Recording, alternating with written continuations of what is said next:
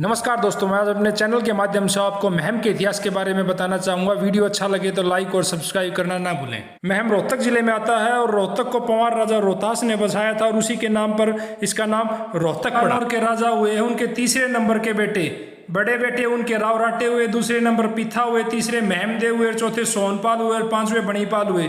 जो तीसरे नंबर के बेटे महमदेव थे उन्होंने ही महम का स्थापना की है और महम उन्हीं के नाम पर महम कहलाया गया है। महम को सुल्तान मोहम्मद 971 ईस्वी से 1030 ईस्वी की कमान में गजनवी के आक्रमणों के दौरान और बाद में गजनवी के बेटे मसूद 998 और 1040 ईस्वी में इसने शहर को बुरी तरह से लूटा और क्षतिग्रस्त कर दिया।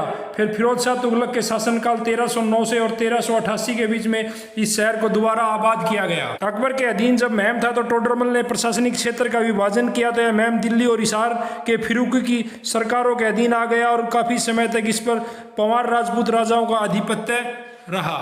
फिर मराठा नेता उप्पा किंदाराव के शिष्य जॉर्ज थॉमस ने हांसी पर अपना अधिकार स्थापित किया और उसको बढ़ाकर महम तक ले गया और उसके बाद उसको सिंधिया ताकतों ने हरा दिया और सिंधिया दूर होने के कारण यह काफ़ी लंबे समय तक शासन नहीं कर पा सकते संभव था। तो 30 दिसंबर 1803 में एक संधि हुई जिसमें सुरजीत अर्जुन गांव में जो है अंग्रेजों के बीच संधि हुई और यह क्षेत्र महम रोहतक अंग्रेजों के पास चला गया। यह क्षेत्र उन जागीरों में बांट दिया गया जो उस समय अंग्रेजों की उन्होंने सहायता की थी। झज्जरवाला इलाका नवाब निजावत अली खान को दे दिया गया। गोहाना, खरकोदा, माडोठी जींद के राजा बाघ सिंह को दे दिया गया और कैथल भाई लाल सिंह को आजीवन जागीर के रूप में दे दिया गया।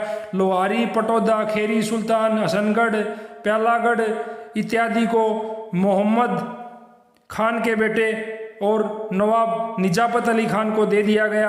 रोहतक, बेरी, महम तहसीलें दुजाना के नवाब को दे दी गई। दुजाना के नवाब पर क्षेत्र ज़्यादा होने के कारण उसने अपना यह हिस्सा रोहतक वाला त्याग दिया और वो संभाल नहीं पा रहा था। फिर बेरी, महम, भिवानी को तहसीलों को हिसार के अंदर डाल दिया गया और 1860 में महम तहसील को समाप्त कर दिया गया और 1973 में महम को उप तहसील से दोबारा तहसील बनाया। राम कुमार तंवर जो 1928 में पैदा हुए, जिनकी आयु 95 वर्ष है, उनके पिताजी का नाम गौरी शंकर है। वे महम के बारे में कुछ अपनी यादें बताते हैं कि महम में उस समय मिडिल तक स्कूल होता था और मुश्ताक राय राजपूत जो हिंदू था उसने महम को स्कूल को हाई स्कूल तक किया, वहाँ का प्रिंसिपल था। मुस्लिम उस जमाने के रांगड़ मोहम्मद रफ़ी, रांगड़ मोहम्मद रफ़ीक और जमालुद्दीन थे और घर महम के 250 साल पहले महम के नवाब का घर 400 रुपये में खरीदा था। महम में आधे मुसलमान थे जिनमें से कसाई, व्यापारी, रांगड़, पीरजादे थे और खानों के मोहल्ले को पीरजादे में रहते थे जिसमें मुसलमानों के तेली अलग होते थे, नाई मुसलमान अलग होते थे, कुम्हार भी मुस्लिम अलग होते थे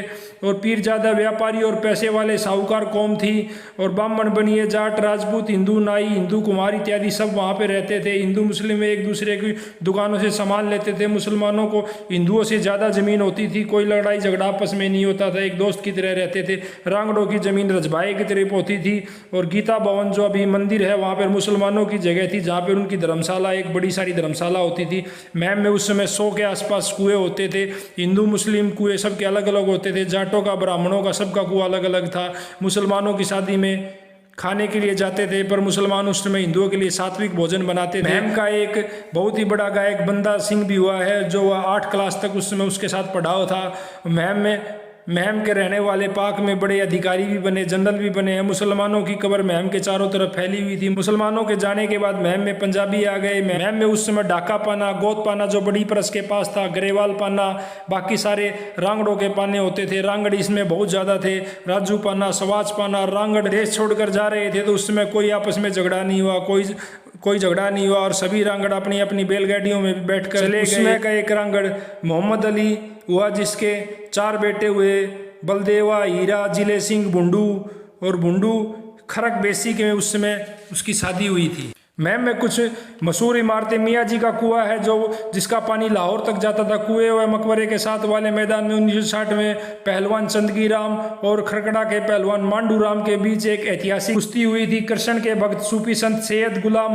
हुसैनी महमी ने भी अपने एक रचना में मुराद जोहड़ का जिक्र किया है। उसे महम के मियाँ साहब के नाम से जाना जाता है। महम में मशहूर बावड़ियाँ भी हुई है। महम की बावड़ियों के इतिहास के बारे में चोरों की बावड़ियों भी कहा जाता है जिसे सौरग से इसे स्वर्ग का झरना भी कहा जाता है। कहा जाता है कि इस बावड़ी में सुरंगों का जाल जो कि दिल्ली, हिसार और लाहौर तक फैला हुआ है। इस बात का कोई ऐतिहासिक उल्लेख तो नहीं मिलता है और इसको ज्ञानी चोर की बावड़ियों से और गुफाओं से जोड़कर देखा जाता है।